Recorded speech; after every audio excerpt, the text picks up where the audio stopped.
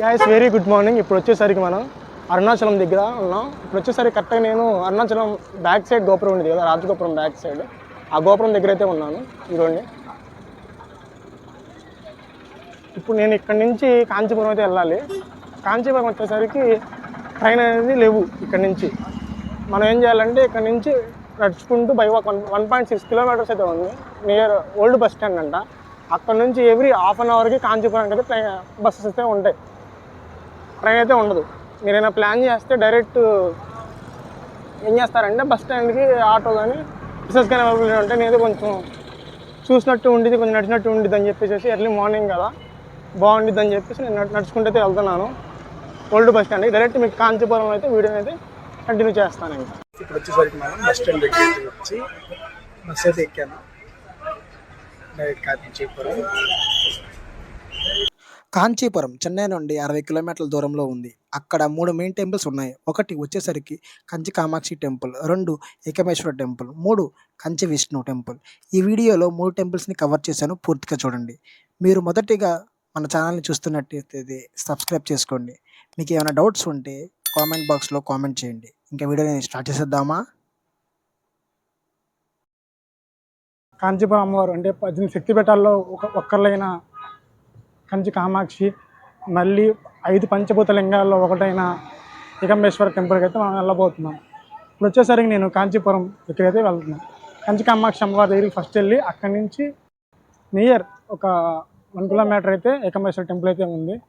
Exact 12 అవుతుంది. ఇంకొక half an అవర్లో దర్శనం అయితే క్లోజ్ అవుతుంది. ఇప్పుడు డైరెక్ట్ కాంచీపురం వెళ్ళిపోయి దర్శనం కానీ బ్లాగ్ అనేది కంటిన్యూ చేస్తాం.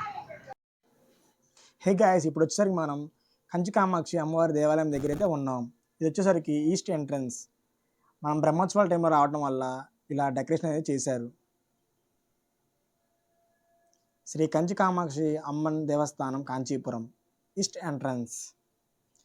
ఈ గోపురం పక్కనే మనకి లాకర్స్ అనేవి ఉంటాయి. లాకర్స్లో మనం బ్యాగ్స్ అండ్ మొబైల్స్ కూడా పెట్టేసుకోవచ్చు. ఇంకా దర్శనానికి అయితే వెళ్దాం. మనం క్యూలో అయితే నుంచున్నాం, ఫ్రీ దర్శనానికి అయితే వెళ్తున్నాం. ఇప్పుడు మా ఫ్రీ దర్శనం వచ్చేసరికి హాఫ్ అన్ అవర్ టైం అనేది పట్టింది. స్తంభాల మీద డెకరేషన్ చూసారా అంత బాగా చేశారు. చూడడానికి 2 గళ్ళు సరిపోవట్లేదు.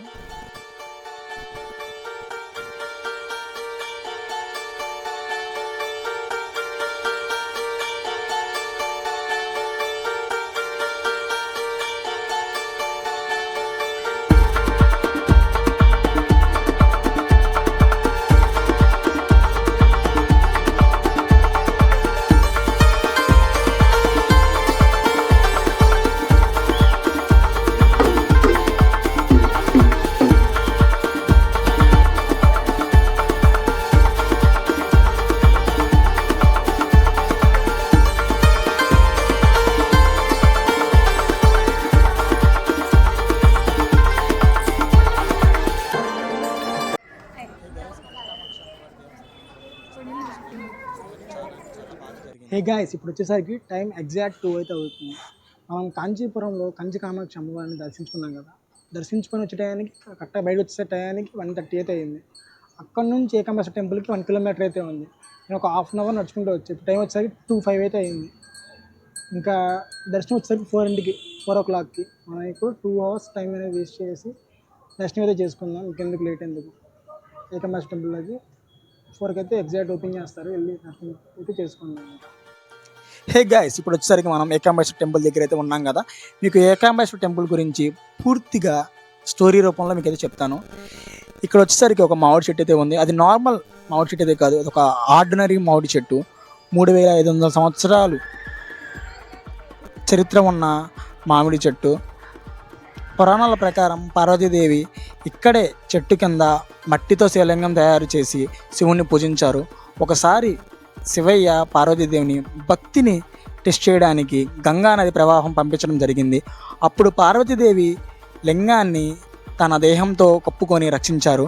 ఆ భక్తి చూసి శివుడు ప్రసన్నమయ్యి ఇక్కడే పార్వతీదేవిని స్వయంగా వివాహం చేసుకున్నట్టు పురాణం చెప్తుంది.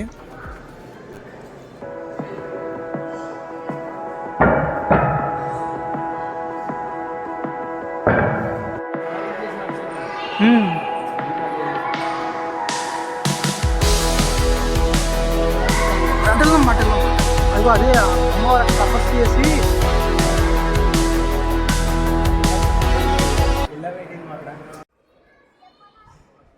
హే గాయ్స్, మనం అద్భుతమైన మామిడి చెట్టు దగ్గరికి అయితే వచ్చేసాం. ఈ ప్రాచీనమైన మామిడి చెట్టుకు 4 కొమ్మలు అయితే ఉంటాయి. అవి చాలా విశేషంగా ఉంటాయి. ప్రతి కొమ్మ ఒక్కొక్క వేదాన్ని సూచిస్తున్నట్టు ఇక్కడ వాళ్ళైతే నమ్ముతున్నారు. కానీ ఇక్కడ ఇంకొక అద్భుతం అయితే ఉంది. ఆ 4 కొమ్మల నుండి వచ్చిన మామిడి పళ్ళు ఒక్కొక్కటి ఒక్కో టేస్ట్లో ఉంటాయని లోకల్ వారు చాలా బాగా నమ్ముతున్నారు. ఈ డిఫరెన్స్ని చూసి చాలామంది ఇది దేవుని మహిమ అని అనుకుంటున్నారు. ఎందుకంటే ఒకే చెట్టు నుండి వచ్చిన మామిడి పళ్ళు ఇలా వేరువేరుగా ఉండటం చాలా రేర్ కదూ. అందుకే ఈ మామిడి చెట్టుని చూస్తే ఇది కేవలం ఒక విశేషం, ఒక వృక్షం అయితే కాదు, ఇది వేదాల రూపంలో ఉన్న ఒక దివ్య చిహ్నం అని భావిస్తారు. మీరు ఏకాంబేశ్వర టెంపుల్కి వచ్చినప్పుడు ఈ టెంపుల్లో ఉన్న మామిడి చెట్టుని అయితే అస్సలు మిస్ కాకండి. చూడండి, అబ్జర్వ్ చేయండి. టెంపుల్ నుండి బయటకు వచ్చిన తర్వాత మనకి ఇలా కోనేరు అయితే కనపడింది. కోనేరు చూడండి, చాట్ చూడడానికి ఎంత బాగుందో, ఎంత అద్భుతంగా ఉందో. దర్శనం అయితే గైస్ చాలా అంటే చాలా బాగా జరిగింది. క్విక్ దర్శనం తీసుకున్నాం కాబట్టి క్విక్ దర్శనం వచ్చేసరికి ఫ్రీ అదేంటి 100 రూపీస్ టికెట్ తీసుకుని దర్శనంకి అయితే వెళ్ళాం. చాలా అంటే చాలా బాగా జరిగింది. టెంపుల్ బయట ఇలా అయితే ఉండిద్ది. ఇది వచ్చేసరికి నంది విగ్రహం, మీకు చాలామందికి తెలుసు.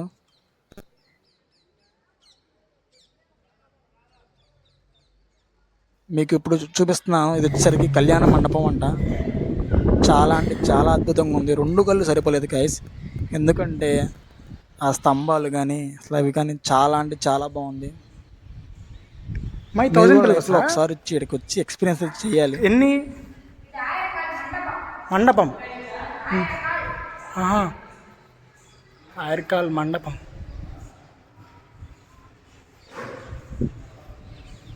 ఓం నమ పార్వతీ పతయే.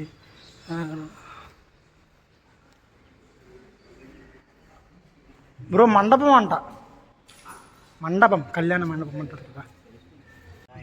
కాదు అదే ఇది కనబడుతుంది.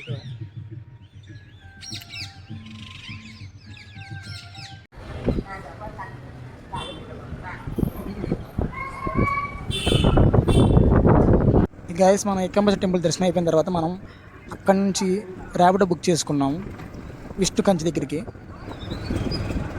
మీకు కనబడుతుంది కదా, ఇది విష్ణు కంచి.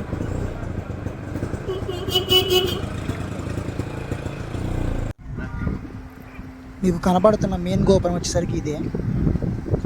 టెంపుల్లోన ఇలా అయితే ఉండిద్ది.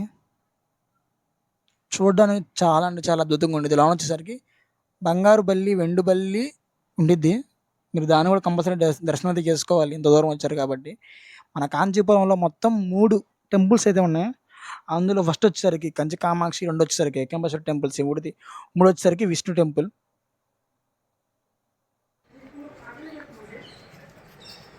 చాలా ప్రాచీనమైన టెంపుల్.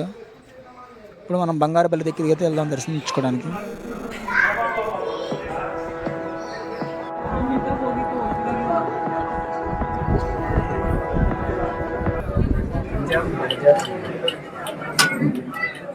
బాగానే ఉంది బరువు కూడా. చూడు సరే.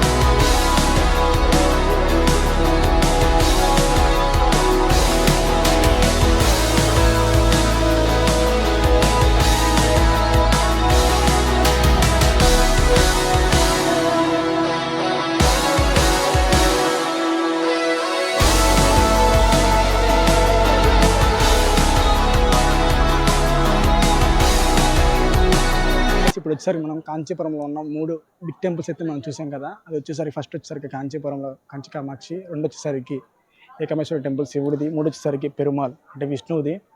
మీకు ఈ వీడియో నచ్చింది అనుకున్నాను. నచ్చితే మా ఛానల్ని సబ్స్క్రైబ్ చేసుకోండి. పూర్తిగా చూసిన ప్రతి ఒక్కరికి థ్యాంక్స్. నెక్స్ట్ వచ్చేసరికి మనం తిరుపతి వెళ్ళబోతున్నాం.